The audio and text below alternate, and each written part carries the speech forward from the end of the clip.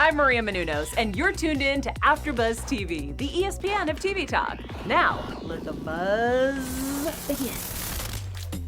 Hey, it's all that time, y'all. Some of you in the chat have been waiting. It is the Batwoman After Show, and we are grinning ear to ear in episode 14, or at least I am, your host, Alikona Bradford. And if you are joining in with me right now, be sure that you are in the chat and you use hashtag BadassBeast to let me know who is in there with me. Now, my engineer, I can hear everything that you're saying right now. If you put me on mute, please, that would be awesome.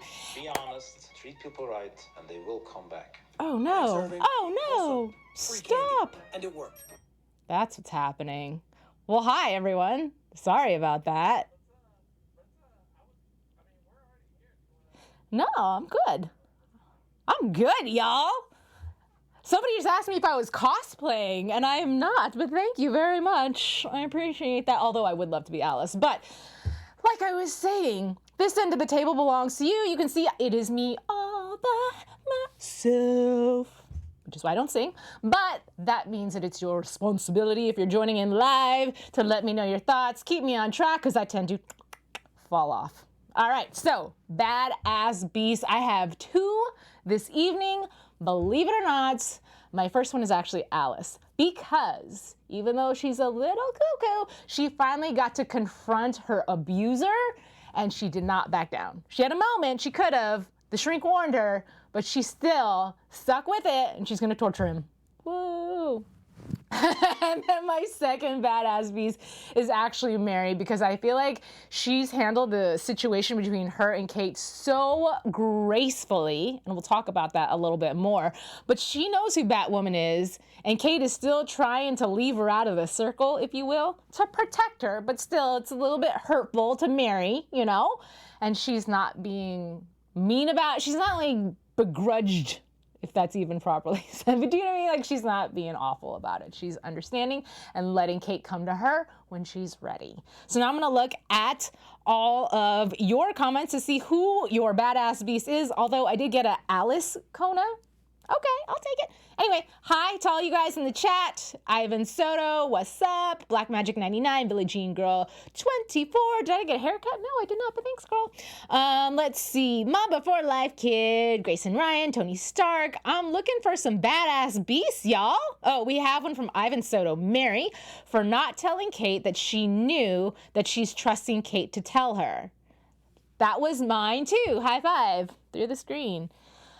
And Billie Jean Girl says, Alice, who was crazy enough to take someone else's face to confront her abuser. Yes, so good. It took a moment for me to realize that that's what happened, because all I saw was blood everywhere. But when I finally did realize, I was like, this is so good. And Tony Stark's Badass Beast is my girl Alice for taking Duella's face. Thank you. So I guess we're kind of on the same page, right? Because I had my two Badass Beasts and it's split in between the two from the chat. So awesome. I'm making some really weird hand gestures. Sorry, guys. All right, so let's get into the actual episode. Something I'm really excited to talk about. Some of you guys are gonna love it and some of you guys are gonna hate it, but I'm already shipping it. Sophie and Kate. They're cute. They have a lot of issues. Don't get me wrong. And, you know, Sophie hurt Kate in the past, so we're not going to forget that. But I still like them together. And here is why. They obviously still have feelings for each other. Under poor circumstances, they were not allowed to be together. And we actually got to see that when Sophie's mom came into the picture, right? And I'm glad that we did, because I know a lot of people are really mad at the way Sophie's been handling certain situations because of the fact that she hasn't come out to her mother yet, and she's still afraid, and the rest of the world doesn't know, and you know, for some people it's hard. I'm sure for a lot of people it's hard, right? And so we get to see how her mom actually is going to react to Sophie finally coming out. And I'm glad that she got to go on this journey.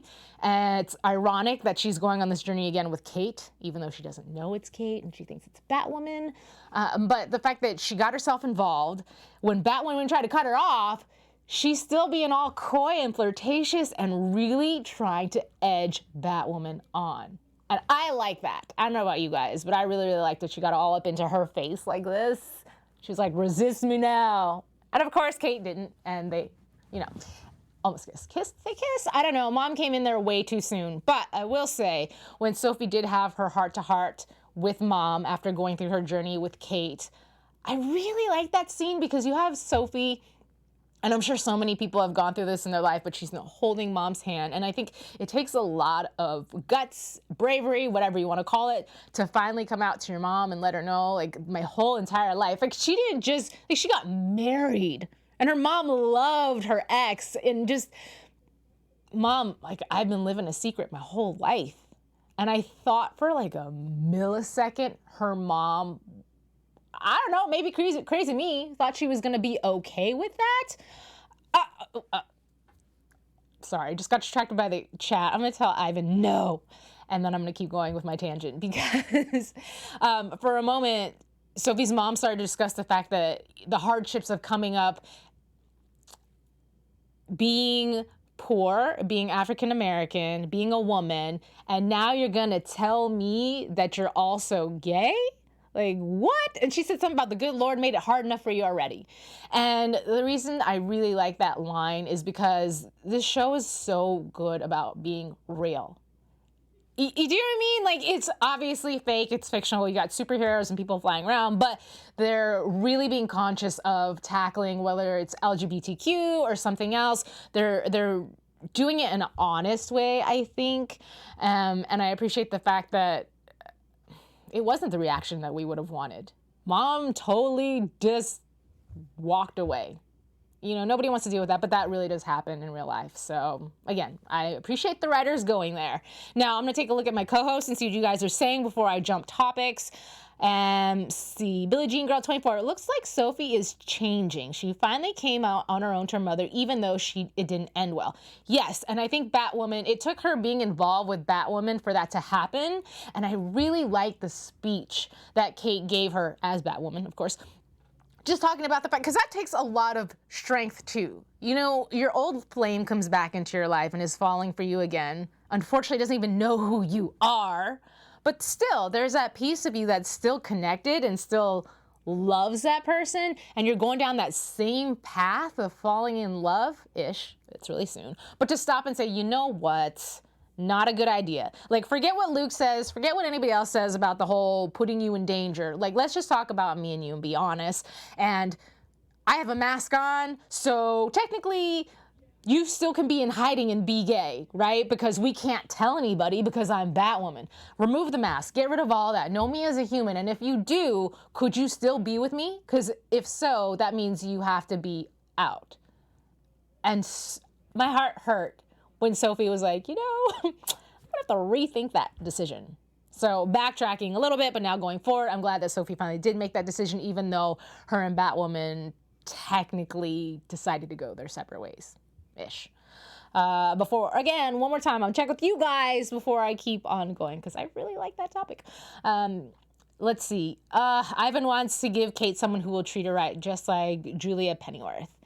I don't think that Sophie is intentionally trying to treat Kate wrong. I think that Sophie just is dealing with so much internal turmoil that hurting Kate is just a byproduct of, unfortunately, her own dealings. I want to say insecurities, and it is slightly an insecurity, but at the same time, it's just wanting her family to love her. You know, that's like an instinctual thing. That's like the inner child in you that just wants your mommy to love you or your dad or to accept you or you to be validated. And that's the one thing, her sexuality is the one thing that's keeping her from getting that. And even still, being straight, she still wasn't getting that from her mom. So yeah, anyway. Okay, so let's go into, I also want to talk a little bit about Mary, because she was our other #badass beast. And as I mentioned before, I love that she had so much grace in the way she handled her situation. And it's a hurtful situation because I know your secret. Please let me in. I trust you. I trusted you in the past. I need you to trust me now, please. And so I really appreciated the fact that she didn't push Kate. She wasn't rude to her or anything like that. She just, come to me when you are ready. And so, Let's see what you guys bring. The question for Kate, one of her comic book loves. What? I don't know what that means. Okay. Excuse me, guys. That's what happens when you're a lady. Yellow lipstick anyway. All right. But gratefully, I have my Kleenex and I'm ready to go. Continuing to talk about Mary. What else did I want to say about her outside of that? Oh, that she dropped her hints. So when we have the social media influencer situation going on and Mary's like, so, like, I could be of a lot of help, guys. I know this and I know that and I know this about the chin and that and that. And she still couldn't get in. I know. How do you guys feel about that? Did it upset you? I'm really wanting Kate to just come through and finally trust Mary. And again, that's all she wants, is she wants to be loved and accepted and part of the family. I also appreciated the fact, and I don't know if any of you guys are social media influencers. I am not, so maybe I'm biased. But I really like that the show made fun of it a little bit, because I think there's two different types of influencers. Going on a slight tangent. There are the people that are influential because they do great things and they use their platform for great things and they teach you how to do things or expose you to new opinions and thoughts or show you how to do stuff. Awesome. And then there are the people that their brand is their face and they literally have no talent at all, but they're real pretty or real handsome. And so I feel like they did a great job of poking fun of that a little bit, and I don't know. It made me giggle. Let's see what you co-hosts think. I think you guys are talking about something completely different. Mary was respectful when talking to Kate, but hope she realizes Kate didn't tell Alice she was Batwoman. Tony Stark, that's so amazing. And thank you for bringing that up, because that was another hurtful piece of information to know that the other sister, which she has been in some senses competing for Kate's love with, knows the secret openly. She knows. She found out. So anyway. But yeah, going back to the whole social media thing, I thought it was slightly funny. And it's not funny that that girl was cutting the faces, though. Duella, grinning from ear to ear. She was a basket case and a half, just a little bit. Did you guys like her as a villain? I didn't get a chance to Google who the actor is, but for some reason, I felt like it was the lead character from iZombie, the girl who played, I don't know, I could be way wrong, but I know that the CW is really good about intertwining different actors into different shows and giving them work. So it could have been her. But either way, I was not mad at her, although the fact that she was cutting her mother's throat, that was a little much. A little dark for me. But then again, we're in Gotham, so I guess I should expect it. But at the end of the day, I'm really curious if her and Alice are going to continue to team up. That should be interesting. But I know that you guys in the chat were going off about the fact that that she basically gave her face to Alice, because she was real happy when we got the final reveal. And the chick is, you know, she got her hands tied behind her back and her head's low. And that was right after the scene where we saw her face on Alice when Allison was confronting Ethan, quote unquote. And I was like, who is laying down? Is that Alice? And when the girl looked up and she had this big smile on her face but blood everywhere, I was like, what is going on in this show? And then, of course, you have Alice with her face on to confront Dude. So anyways, I thought that was great. I know you guys did too. Oh, clean my face again. Let's see. Alikona, Duella Dent is from the comics. Oh, no. I did not mean comics. Oh, actor-wise. Somebody else had said that too. No, that's not the girl from iZombie. Black Magic 99.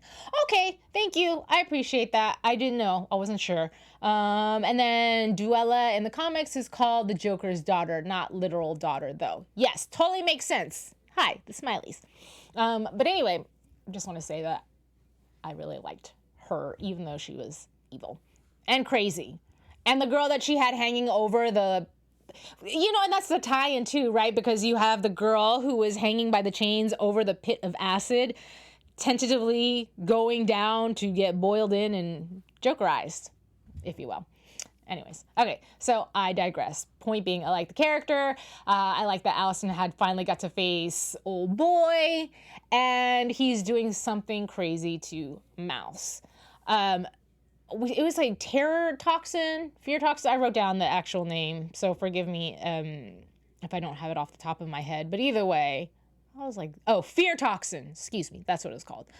I was like, what is this guy gonna do? And then I thought, what a terrible father, which is obviously the obvious, but it's so ironic to me when a crazy person looks at another crazy person and they're like, you are so crazy. And you just want to give them a mirror and be like, no, boo, you crazy. So we got a lot of mental issues going on in the Batwoman world this episode, this whole season, really. Now, let's see. Everyone's talking about that fear toxin. While you guys are talking about that, P.S., by the way, if any of you are listening on iTunes, thank you so much. Of course, we love you when you're watching live too, streaming. So thank you for that. Leave comments and all that below, likes. But we want you to do that on iTunes because your comments, your ratings, and all those things allow us to be searchable. And we really appreciate that because you guys are making us the ESPN of TV talk. We literally have something for everybody going on here. And the only way other people can find us is if you make it known by leaving those comments. So ding, do that. Okay, now going back into what's going on. Oh, Commander. Let's talk about the Commander just a little bit because what goes around comes back around. You guys are really going to be tired of me singing by the time this episode is over and wish that I had a co-host here so you wouldn't have to hear me sing. But the Commander, I like that he's finally having to confront the fact that the crows are not necessarily as squeaky clean as he portrays them. And when we started this season, my perception was the fact that he was knowledgeable about those things and partially responsible for those things. And maybe he is, for a few of them, but not what's going on with this guy, Richie. I like that they brought that back, and they did it soon enough to where we still remember who he is. But, you know, Commander actually has to deal with the fact that do I play by my morals or I do my favor? And he did the favor. Cool. Awesome. You're going against the rules. But by going against the rules, uncovering the fact that the crows have wrongfully put this other dude in jail. And the funny thing to me about that is it took Commander a little while to decide he was going to do this, right? So he had the interaction with the lawyer. No, I am not going to let Richie have his trial sooner. Why not, dude? You're not the judge. He didn't ask you to manipulate the judge, like his decision. He just asked you to move up the trial. And being that you were wrongfully accused of your wife's murder, spent some time in jail, got beat up a lot, and were framed, you would think, I don't know, maybe he'd have a little empathy, do some research. Look, he eventually did. But I'm just saying, off the get-go, come on, dude. All right, so I want to make sure that my co-hosts are being tended to and see what you guys are talking about. All I saw was Timberlake. What? Oh, Mamba Life. Yeah, that's my boo, Justin Timberlake. Anyway, okay. Let's keep on going. I talked about the Commander, who somebody said in the chat earlier, why did the Commander call Sophie for help after he fired her? I don't know. I have no idea. That was weird. And mind your business, boo. Why did you call her mom to let her know that you fired her? I mean, I guess they were friends once upon a time, a long time ago, but still, like, that's none of your business. Let her tell her mom on her own. Thank you. Okay. Let's see. Alice, I talked a little bit about Alice as well. I didn't get a chance to ask you guys. You guys are still talking about Mouse, the fact that nobody has sympathy for Mouse, and I get it. I do and I don't, right? Because going back to that whole fact that everybody on this show is just a little bit psycho, you look at somebody like Alice and you look at somebody like Mouse. They're obviously villains. The show gave them a purpose, though, in that they're villains for a reason. And you think about the fact that they were really abused, and not even in a normal type of way abused as children, and we all know that that affects you for the rest of your life. So it's crazy because as a viewer, I hate them for the things that they're doing and that they're villains, but then I can turn around and I feel for them because there's this human side of them that, like, oh, you were very tortured. So yeah, I'm undecided. I don't know. I hate him when he's doing bad things, but I like him when his dad's tortured. That sounds weird. He's likable when his dad is torturing him, and that you see his vulnerability. How about that? And we saw Alice's vulnerability, and I like that as well, too. Okay, so I feel like I covered some of the really big topics in terms of that. Please tell me, by the way, if I just like totally skipped over something that you guys want me to talk about, because I do that sometimes. Mouse is going to get murdered at the end of the episode. He wasn't abused. He abused Alice. Ivan, I don't know if Mouse abused Alice. He was definitely abused by his father. And Alice was his one friend that accepted him and loved him, even though he had a crazy face, which we don't know why he had a crazy face. His dad makes it seem like he was born that way, but I feel like dad may have accidentally experimented on him and it went wrong. And so now he's trying to fix it. And he's just got this weird thing in his brain where he just now likes to play with people's faces. I don't know. But I think that he was equally abused. I think that his dad may have manipulated him into doing certain things to Alice, but I don't think he went through with it. Because if he did, Alice wouldn't be his friend now. That's my thought. All right, so that said, we talked about Duel. We talked about all the girls that she was torturing and cutting their faces up.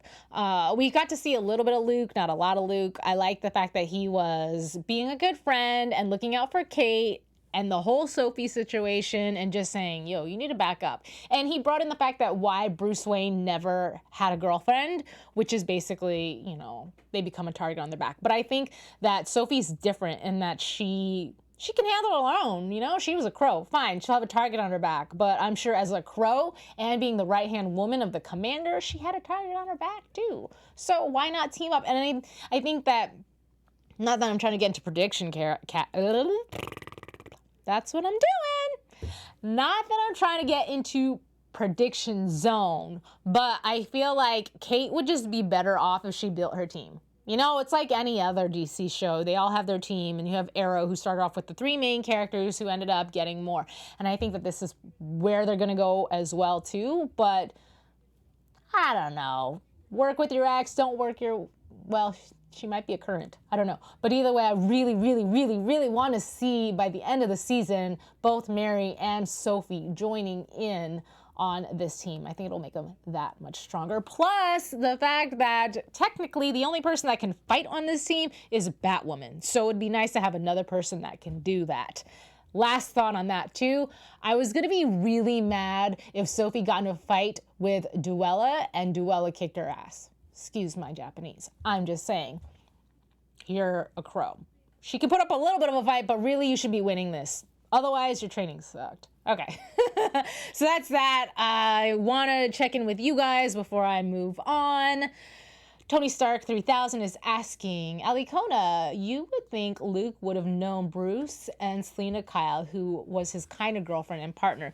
Yeah, I'm sure he did, but for the sake of the show, I'm pretty sure they don't want it to seem like it can be a happy situation, right?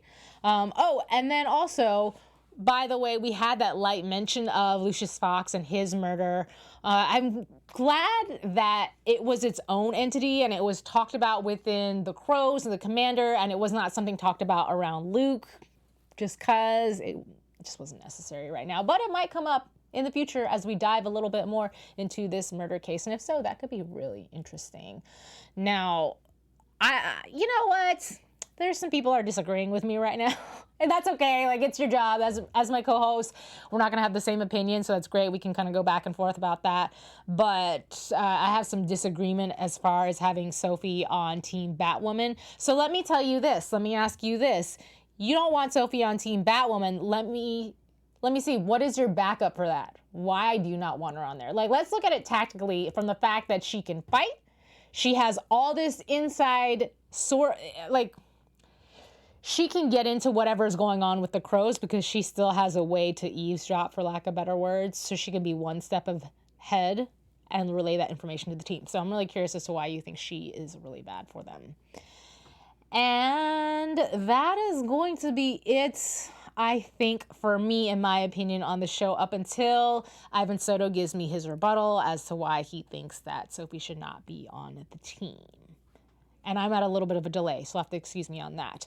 In the meantime, though, I'm going to have my engineer, get prepared for my real life badass beast. Okay, Ivan Soto, thank you for responding. Sophie lives, breathes, lying and betraying. That's why. Okay, hold on. Skirt. Stop the show. All right, Ivan, let's do this. Lying? Why? Well, she said so during this episode, right?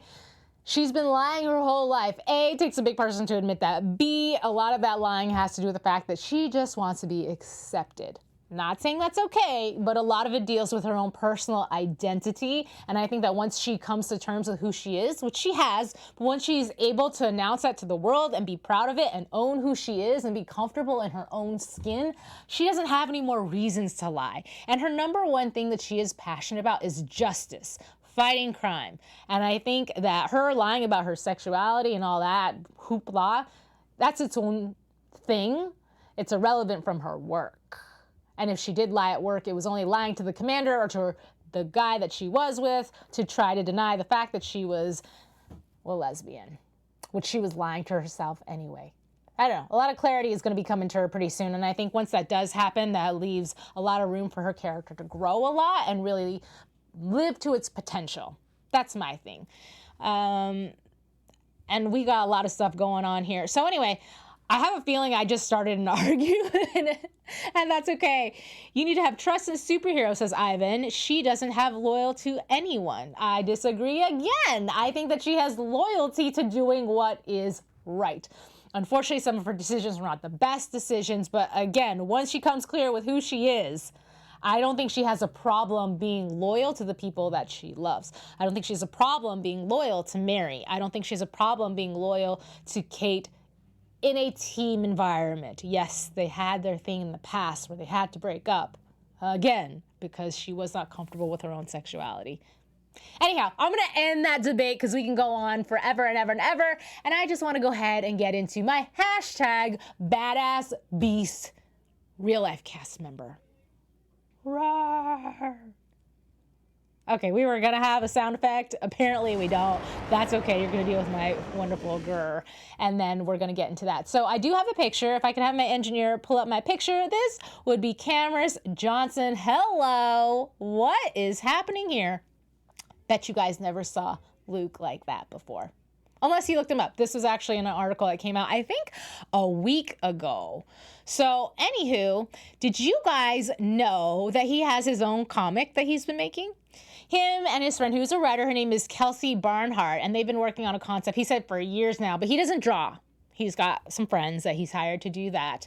And I know that his character's name is Mac, which is Cam backwards, so there might be a little relation going on with some of the journey that they're going through, but I thought that was pretty neat. And he's been into comics like way before he was part of the show, so I think it's pretty fantastic. Oh, and then something else that he had said too is that they have really, just like some fun insider information, they have really great chemistry as a cast, as a crew, which, I mean, you hear that a lot. Everyone thinks they have the best chemistry out of all the shows. But he said that, you know, they try to hang out a lot because as actors, obviously, it helps you when you're doing your scene work. When you know someone really well, you know how to work off them, you have chemistry. So really neat. If you get a chance, take a look at the article. I believe it was I am not a good source. But it said on the picture, if you go back and Man. There you go. That's what it was. Cool. So now let's get into some news and gossip. AfterBuzz TV news. Okay. So, first and foremost, did you guys know, just recently, actually, Duggery came out and talked about the fact that Tom Cruise is the one who prevented him from originally accepting the role because he was offered the role as Wolverine. He says, quote, Tom Cruise didn't let me do it. We were doing Mission Impossible, and he was like, you've got to stay and finish the film. And I said, I will, but I'll go do that as well. For whatever reason, he said I couldn't. He's a very powerful guy. Other people were doing everything to make it work. Still, he doesn't so basically everyone else and his team was trying to make it work, scheduling production, but for whatever reason, Tom Cruise was like, no, you're mine. And that was that. Anyhow, I thought that was really interesting news. Okay. Another piece of information on him too, by the way, just like randomly, I guess that he had in the past worked with Harvey Weinstein, and so did his wife on 5 different occasions. His wife, Claire, and she actually shares some of her details. She had written a letter talking about escaping him 5 different times, some various dinners. And when he'd worked with him before, he had a feeling he knew that something wasn't right. He says, I always knew that he was a questionable character for sure, that he wasn't very, that he was very inappropriate with women, and should I have worked with him knowing that? Maybe I shouldn't. I'm glad he said that out loud, and no, you probably shouldn't have, but I get it, whatever. Okay, next photo, which you guys saw, I just thought it was cute and funny. It's Rachel Skarsten and Skarsgård, Skarsten. I get her and the other actor confused. That was just a random dress up of Armadillo, and I thought it was great, so I wanted to share it with you guys. That's it. It was fun. That's all. And I have a really fun video for you guys if you haven't seen it already, because it was a little while ago, but I had found it online. And once upon a time, Ruby Rose was on Lip Sync Battle. So good. Due to YouTube reasons, we can't really play the song. It's really recognizable because it's Pink. But what I did want you guys to see is the fact that she's doing aerial work, hence Pink. And I was like, you go ahead, girl, because this is pre-Batwoman. This was 2018, I believe. Don't quote me on that. So be sure to look this up online.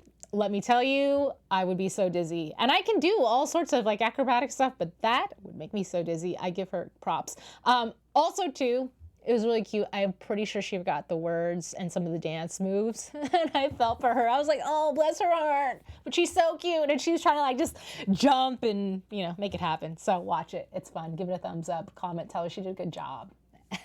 That's it. Okay, so that is my news and gossip. Let's get into predictions. And now, your AfterBuzz TV. Woo, woo, woo, woo. That is your cue, because remember, you guys who are watching live are on a delay, but start pumping in all those predictions so that way I can share them with the rest of our crew. But for myself, I will say we get those little weird snippets that they edit all so crazily and try to make you think one thing when really something else is going to happen in the next episode. But we do see for sure that Alice has that mask on her face. So something didn't go right when she was with her abuser. She had the upper hand the last time we left her in this episode. My theory is that Shrink was actually right and something happens to where she doesn't have to, but she regresses back to that childhood state where, when you face your abuser, like you get scared, and she's trying so hard to put on this facade like she's this tough, devious woman, but I think somehow he gets in her head and gets the best of her. So I don't know. Ivan Soto does have a prediction, Alikona. Harvey Dent isn't Two-Face right now, so he could be turned into Two-Face if they go back to him. They could. I don't know if they will. We'll find out. There's only a few more episodes left, unfortunately, so I don't know. We'll see. As far as my hashtag, let's see, Sophie and Kate. Sophate? That could be cute. Sophate. Better than Kofi. We'll go with Sophate. I hashtag them. I think that Sophie's going to come back to Batwoman, share her truth, let her know, but I think that she's going to want to take baby steps. And then once she finds out she's Kate, that is going to be so tricky. But at the same time, such a beautiful thing. I think that's going to happen in the season finale. That is my final thought on that one. And eventually I think Mary's going to find out probably next episode. Kate got left with that moment where Mary said, hey, I trust you, this, that, and the third. I hope one day you're going to feel that way too. She walks out. We had that look at the bar where Kate was like, thoughtful gaze, thoughtful gaze. So I think next episode is when she'll finally say, hey, Mary, I have something to tell you. Mary's going to be like, I know. What do you guys think? Brandon Bowie, hey, sorry, this is the first time I'm seeing your name tonight. I predict that Mouse will be killed by Alice while under the fear toxin because he will attack Alice. Interesting. Oh, maybe he's the one who put her there. Let's see. I predict Kate and Sophie are going to end up having a relationship like Batman and Catwoman. Alice is going to be in trouble. Wait, Alice is gonna in trouble with Mouse, and Kate is gonna have to save her. Mary might tell Kate she knows. I think so too. All right, well, that was awesome. Thank you for your predictions. I know you guys are gonna keep on going. That's fine. You can give me predictions, but do that on social media. So find me. I'm honestly usually on Instagram at yours truly, Alikona, with the little underscores in between. You can try and tweet me. You can try, but I'm usually more so on Instagram. So follow me, leave a comment, let me know you're from the Batwoman show, so that way I do know, and then you can share your predictions with me, so that way we can talk about them later. But that said, those of you who joined live, thank you so much for co-hosting with me. You're always welcome. And for those of you who are not watching live, that is A-okay, because again, that's why we have that comment box below, and of course on iTunes you can hop on there. So that's great too. But that wraps up tonight's episode from Grinning Ear to Ear. I'm your host, Alikona Bradford. I will see you guys next time. Lipstick all over my face and all. Our founder, Keven Undergaro, and me, Maria Menounos, would like to thank you for tuning in to AfterBuzz TV. Remember, we're not just the first, we're the biggest in the world, and we're the only destination for all your favorite TV shows. Whatever you crave, we've got it. So go to AfterBuzzTV.com and check out our lineup. Buzz you later. The views expressed herein are those of the hosts only and do not necessarily reflect the views of AfterBuzz TV or its owners or principals.